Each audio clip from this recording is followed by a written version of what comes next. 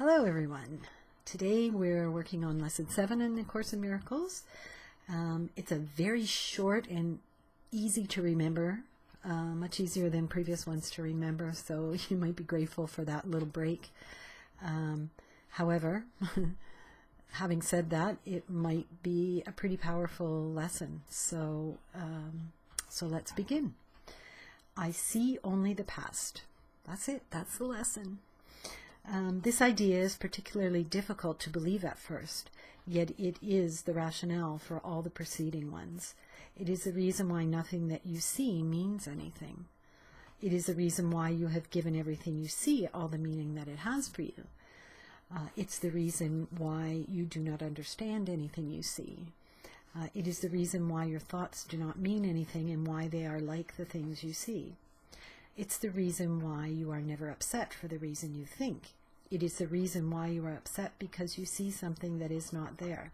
And I don't know if you recall, but those are all based on previous lessons that we've already done. So this is kind of bringing all those previous lessons together and really getting to the meat of all of those things.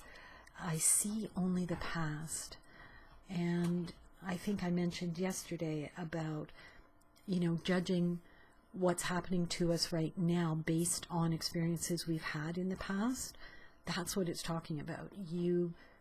Everything we do and say, all our reactions to our experiences are pretty much based on similar experiences that have happened in the past ideas about who we are and what our image is and what we represent and what people think of us, and that's all past stuff. It's not happening in this moment. This moment, if we can greet this moment, this present moment, with beginner's eyes, like I mentioned yesterday, then maybe we can let go of that past, and maybe we can see things in a new light, and it really changes your experience of the world and your perception of the world. So continuing on, old ideas about time are very difficult to change because everything you believe is rooted in time and depends on your not learning these new ideas about it. Yet that is precisely why you need new ideas about time. The first time idea is not really so strange. This first time idea is not really so strange as it may sound at first. Look at a cup, for example. Do you see a cup, or are you merely reviewing your past experiences of picking up a cup, being thirsty, drinking from a cup, feeling the rim of a cup against your lips, having breakfast, and so on?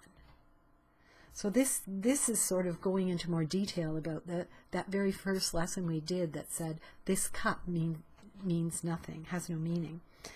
So this is a little bit of an explanation of what that actually meant.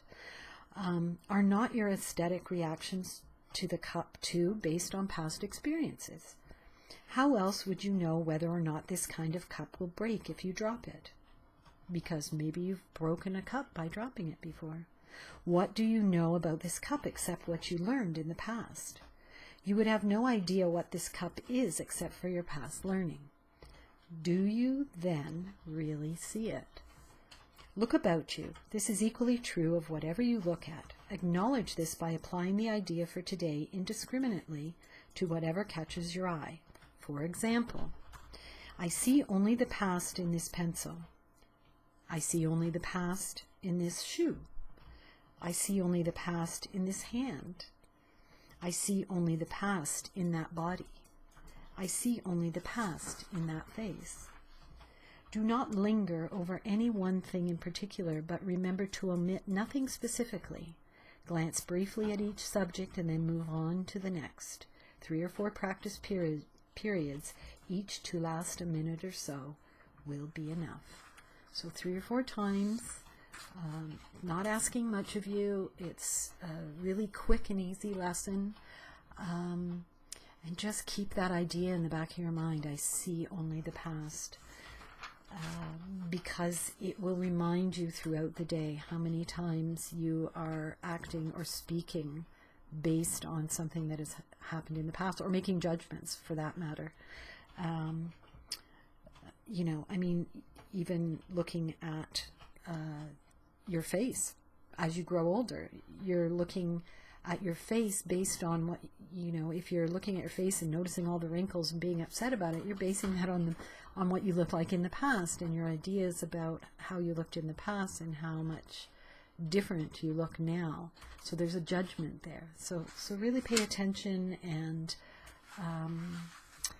have a bit of fun with it, because I think it's, you know, if you can laugh at yourself when you're going through these things, it really helps to get through it and to not get too heavy and too serious about it, because I think sometimes we're oftentimes way too serious about things in life, and that can also cause us to feel suffering.